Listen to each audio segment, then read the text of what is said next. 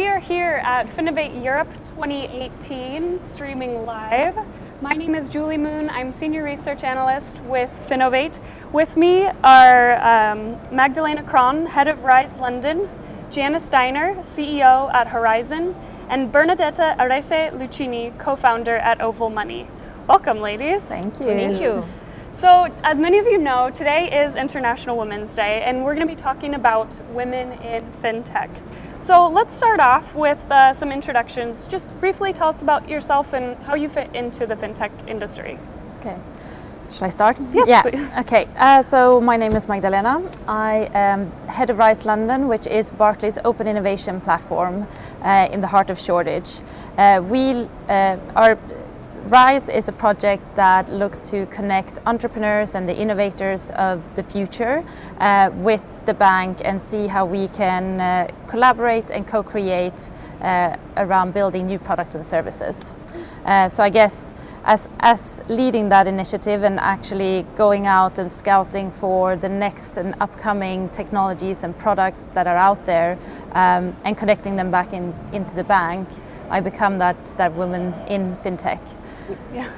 Janice? I'm Janice, CEO of Horizn. Horizn is a knowledge platform. We help financial institutions dramatically accelerate market adoption of their digital innovation and their customer experience. So we work with both employees and customers and in branch to convert all the users onto the new technology and the new innovation that's coming to market. I'm a woman in tech. I sell to the fintech market, so that I guess makes me a woman in fintech. Mm-hmm. And Benedetta? My name is Benedetta. I'm the co-founder of Oval. Before actually working and starting my own company, I used to be the country manager for Uber in Italy. So I've been a woman in tech for a longer time. Mm-hmm. In fintech, it's a bit of a new experience. I actually started my career in finance before the big crash of 2008 in investment banking here in London. And I kind of see this path kind of closing because what is interesting to me is when technology can go into a very regulated industry and kind of change the sort of dynamics that regulation puts in place. Mm-hmm. So when there's high regulation, people think that things can be done only one way, and instead innovators have kind of to work around regulatory requirements to create new innovative products. For us, Oval Money is a platform that allows users, everybody actually, and the whole point is to include people in the industry and to get more financially educated and to learn how to better spend, how to save, and how to use this saving to invest in products for the future. Great, thanks. Well, we hit a bit of a milestone yesterday, and Janice, you were actually a part of it. So we had 68 companies demoing on stage over the past couple of days, and of those, 21 were represented by a woman on stage, and that includes you. Yeah. So that's 31%, which is, you know, it's your highest? Yeah, it's our highest. It's our highest. And going back, you know, to Finovate Europe 2011, when I started in the industry, it was closer to 15%. And, you know, that hasn't been that long. So we've certainly, you know, we're getting somewhere at least. We're progressing. Janice, talk a little bit about how you've seen the industry change during your tenure and what you personally have done to contribute to that change. So it seems like, you know, I've been in a lot of rooms, I travel a lot, I get on stage a lot. I mean, that's the way we've been selling the product. And there's obviously a lot of men in the room. Mm-hmm.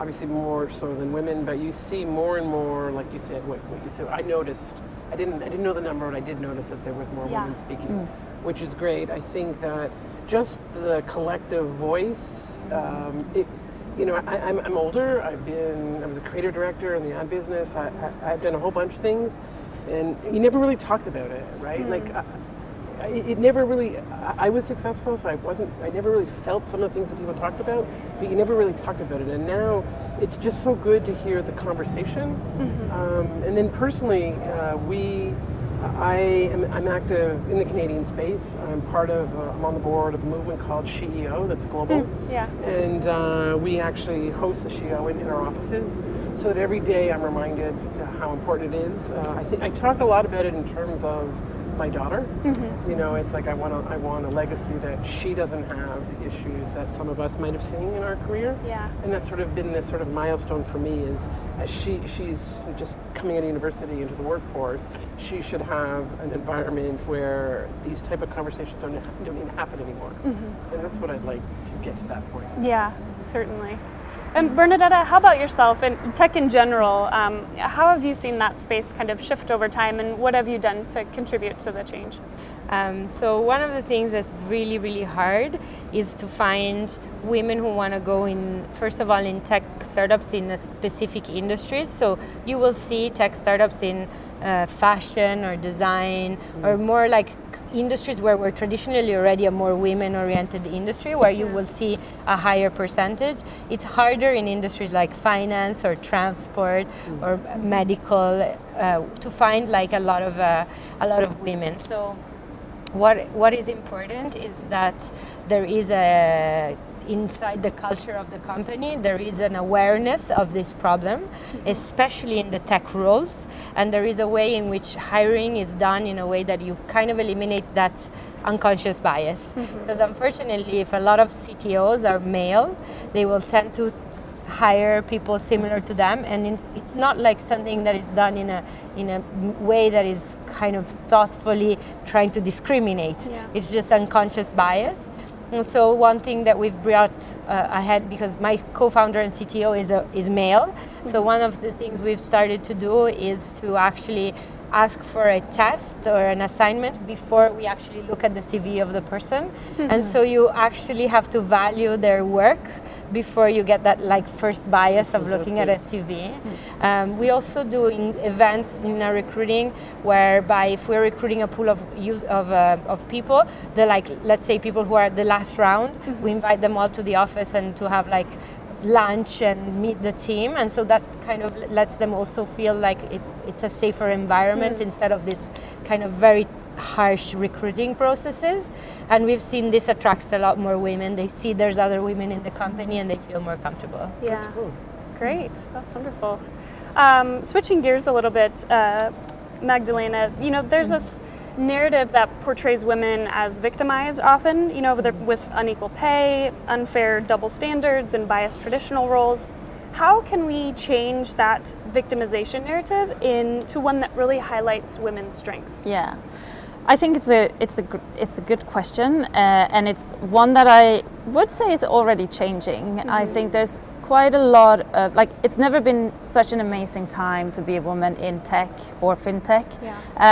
There's so many great initiatives that are going on supporting women in tech. There's co-working spaces opening for just women. There's accelerator programs that want to support women, kind of women exclusively.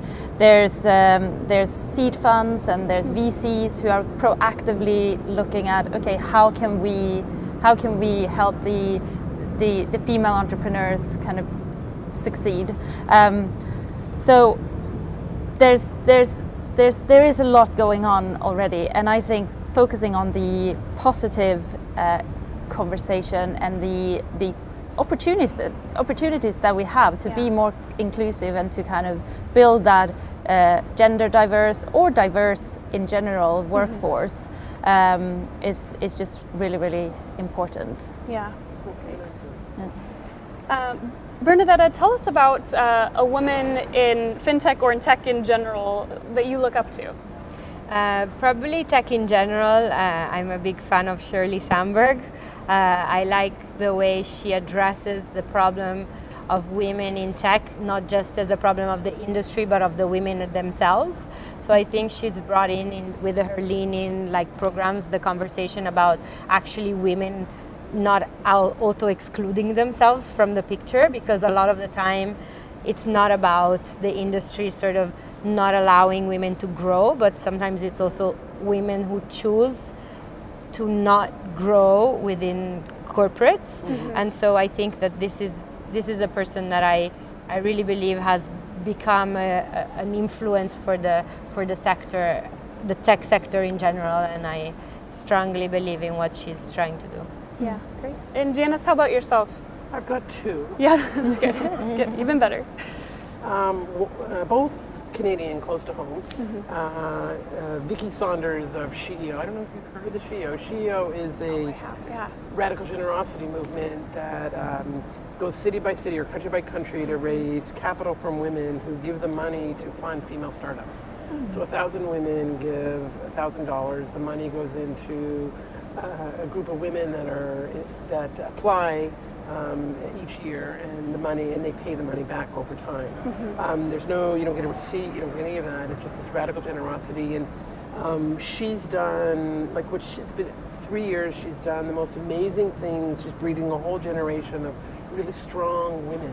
So it's very, very exciting. And then the other one would be Dr. Ilse Tourniquet, who ran Mars, the Discovery Center in Toronto, where we grew out of. She, a PhD Rhodes Scholar, biologist, who ran a whole medical innovation center that is one of the biggest Canadian government organizations. So she was very influential to me. Just seeing what is possible and that anything is possible. Cool. So those are the two. And Magdalena, how about yourself? Yeah, so I have another hat as well from being a woman in fintech. I can also say I'm a woman in tech. I co-founded a women's group called Geek Girl Meetup back in 2012, and we support and connect women interested in tech, code, startups, and design. And often when I get this question about role models, I say that my geek girls that I work with are my role models. They come from various backgrounds. They are founders, they're designers, they are product managers, but they are the doers and the people on the ground. And every week we have a weekly meeting where we meet for breakfast and we talk about what we want to do next and how we want to change things. And I would say that all of these women that I get to work with on a weekly basis, they're really people that I look up to because they inspire me kind of every day. Yeah. That's cool. That's really neat. Great. Let's take a look at how our male colleagues fit into the picture. Does anyone want to take that one? I mean, I have we're four people co-founded startups, so we're 4 co-founders, and I'm the only woman in the group. And I think that I chose my co-founders not because they have this attention to diversity, just the way I do. And so I think that today, much more, like as we were saying before, much more than ever before, men are also involved in the conversation, and it's one of the best times probably to discuss this. So I've seen this happen gradually as I've been working up, but I remember like when I started in the finance industry in general, it was still a very women for women kind of talked about topic, and it was more of a numbers game. It's like I need to put women inside my team just to say I've done it. And I think today men are very conscious of the benefits of having women in their company, especially when you're a B2C product that goes to a population that is 50-50 men and women. So if you want to really target the whole market, you want to make sure that you have a diverse team that thinks about attracting a more wider user base. Great. So for us, I think Toronto is an extremely multicultural city. I have a team of over 50. They come from 15 countries and speak 20 languages. I don't really understand how to operate without diversity, and I think being a female CEO, I mean, the men that work with me are working with a female CEO, so they have to be in on it, right? Yeah. They have no choice. Yeah. But I really think that it's about walking and living the life you want to live. So you're going to walk and live it when you're a CEO. I mean, my team is.